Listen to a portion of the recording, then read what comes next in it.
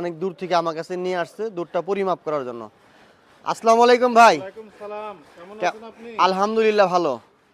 দেখেন মানুষ কতটুকু সচেতন হলে নাও, মানুষ কতটুকু সচেতন হলে এদিকে দেখাও, হ্যাঁ ভাই। সে তা এদিকে আসেন আপনি, তার দুধ গরুকে কৃমির ডোজ খাওয়াচ্ছে, খাওয়ানোর পরে পাতলা হওয়ার কারণে তার মনে একটা সংকোচ বাঁধে যে আমার দুধটা যদি পাতলা হয় হাটে বাজার নিয়ে যদি তখন পানি শো করে আমি হয়তো 10 জনের সামনে বেজ্জতি হব। এই কারণে ভাই অনেক দূর থেকে আমার সাথে যোগাযোগ করে মোটরসাইকেলের দুধটা আমার কাছে নিয়ে আসছে। তা আমি ভাইকে বলছি যদি কেউ পানি মিশাল না করে এই দুধটা কিন্তু পানি শো করবে না। তা ভাই আপনি কি খাওয়ান গরুকে, বর্তমানে কি আমি খাওয়াইছেন? গরুকে খাওয়াই খ্যার আর ওই যে বাদামের খোসা। আচ্ছা, ওষুধ কি খাওয়াইছেন? ওষুধ কৃমির ডোজ আজ থেকে 10 দিন আগে দেওয়া হয়েছে আর এই যে ক্যালপ্লেক্স ক্যালসিয়ামটা দিচ্ছি। ক্যালসিয়াম খান। আমি ভাইকে ফোনে আশ্বস্ত করেছি যে ভাই যদি পানি না দেন দুধ পাতলা হবে কিন্তু 100% মাপ থাকবে। এখন আপনাদের সকলের সামনে আমি এই দুধটা পরিমাপ করবো, একটু ঝাঁকিয়ে নিই। তার আগে দুধটা কিন্তু গরম, সেকেই নিয়ে আসেন নাকি? দুধটা সেকেই, হাতে নেন, মুখটা খোলেন। আমি মেশিনটা একটু নিয়ে আসি, দেন তো মেশিনটা। হ্যাঁ, মেশিনটা নিয়ে আসি।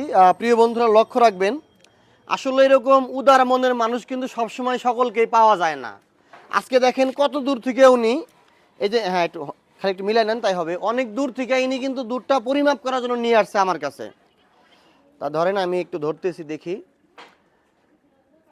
দুধটা এখনো গরম, প্রচুর পরিমাণ গাভীর থেকে ছেঁকার পরে কিন্তু গরম আছে এখনো। একটু মোবাইলটা কাছে নিয়ে আসো, দেখো এই যে মাপ আসছে হচ্ছে আপনার, একদম কাছে নিয়ে আসো, ব্লার হইলে ফোকাস করলে ক্লিয়ার হবে। আরো কাছে নিয়ে আসো, 30 এর উপরে। লেখা দেখাচ্ছে ক্লিয়ার, ঘুরাই দিই একটু, ক্লিয়ার হয়েছে?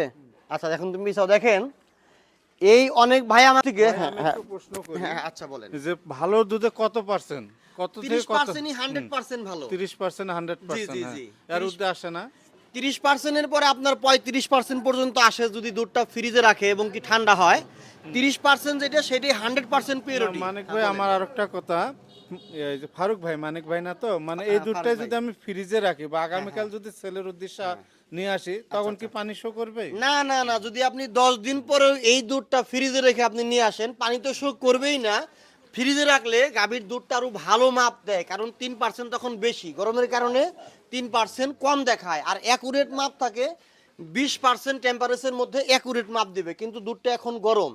তা যাই হোক প্রিয় বন্ধুরা, ভাইয়ের জন্য অবিরাম ভালোবাসা রইলো, কারণ এরকম সচেতন ব্যক্তি সব জায়গায় হওয়া দরকার। কারণ তার কাছে মনে হয়েছে কৃমির ডোজ খাওয়ানোর পরে দুধটা পাতলা মনে হচ্ছে, উনি যদি বাজারে যায় আবার লাঞ্ছিত হয়। কিন্তু এই ভুল কেউ করবেন না, কৃমির ডোজ খাওয়াইলেও দুধ